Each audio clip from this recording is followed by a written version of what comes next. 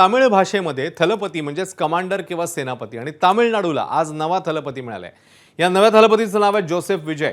अभिनेता विजयच्या टीव्हीके पक्षाने यंदा पहिल्यांदाच तामिळनाडू विधानसभेची निवडणूक लढवली आणि पहिल्याच निवडणुकीत त्यांच्या पक्षाने मोठी मुसंडी मारली।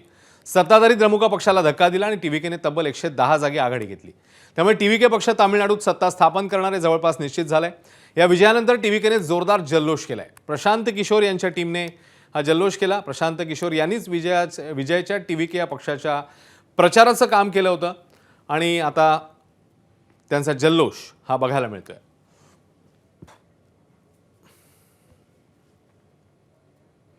तर टीव्हीके सध्या 107 जागी आघाडीवर आहे आणि त्यांचाच आता मुख्यमंत्री होणार जवळपास निश्चित आहे। मात्र एक नक्की की त्यांना कोणाची तरी मदत घ्यावी लागेल। विश्वजित कदम यांना आपण विचारूया। विश्वजित कदमजी, 108 जागी टीव्हीके आघाडीवर, आपण होतात द्रमुक बरोबर, आपल्याला मिळाल्यात आपल्या आघाडीला 57 जागा, टीव्हीकेला मिळाल्यात 108 जागा, साधारण 4 ते 5 जागा त्यांना बहुतेक कमी पडतील। तर तिकडे मग काँग्रेसची गणितं काय असणार आहेत आता तामिळनाडूमध्ये?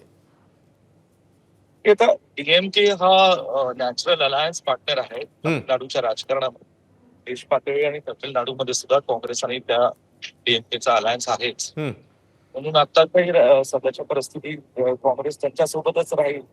आता मी मागाशी सांगितल्याप्रमाणे तामिळनाडूचा राजकीय इतिहास आपण जर पाहिला तर स्वातंत्र्यानंतर काही काळ हे राज्य द्रविडियन मुवमेंटच्या माध्यमातून काँग्रेसच्या सोबतच काही काळ राहिलेलं होतं। तर नंतर चित्रपट सृष्टीतला इथला जो लोकांमधली लोकप्रियता असते त्यातनं काही लोक राजकीय प्रवाहात आले, राजकीय पक्ष उभे केले, काहींना यश मिळालं, काहींना अपयशही मिळालं। रजनीकांतजींनी सुद्धा पक्ष काढला होता, कमल हसनजींनी काढला, त्यांना काही यश मिळालं नाही। विजय हे आताच्या पॉलिटिकल आणि चित्रपट सृष्टीतल्या करिअरवर पीकवर आहे। चित्रपट सृष्टीतल्या पीकवर असल्यामुळे कदाचित हा जनाधार त्यांना मिळाला असेल आणि कदाचित तिथे अँटी फॅक्टर असू शकेल। परंतु मी सांगितल्याप्रमाणे मागाशी याची उत्तर आता लगेच देता येणार नाही। उत्तर काय ती शोधावी लागतील।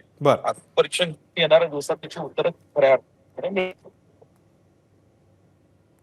बर, पण म्हणजे आपण सत्तेत जाण्याचा काँग्रेसचा विचार नाहीये, मला हे विचारायचं होतं ऍक्च्युली की मग द्रमुक आपल्या सोबत आहे हे तर ठीक आहे, पण आता ज्या काही जागा कमी पडत आहेत आणि तेवढ्या जागा जर आपल्याकडे असतील तर सत्तेत जाण्याच्या दृष्टीने आपण विजय यांच्या सोबत जाणार आहात का, असं मला विचारायचं होतं। अश्विनजी बरोबर आहे। आता अजून अंतिम निकाल यायचे, काही जागांची अजूनही मतमोजणी चालू आहे। आणि हे जे प्रश्नाचं उत्तर आहे तिथे काँग्रेस पक्षामध्ये एक प्रोटोकॉलची सिस्टम आहे की तिथले राज्याचे तामिळनाडूचे काँग्रेस अध्यक्ष निवडून आलेले आमदार मंडळातले जे काही सदस्य काँग्रेस पक्षाचे राहतील आणि जनरल सेक्रेटरी इन्चार्ज त्या स्टेटचे आणि दिल्लीतले आमचे पक्षश्रेष्ठी हे एकत्रित बसून त्या बाबतीत निर्णय घेतील। ठीक आहे, म्हणजे विचार होऊ शकतो तसा। आपण नवनाथ बन यांना विचारूया। नवनाथ बन,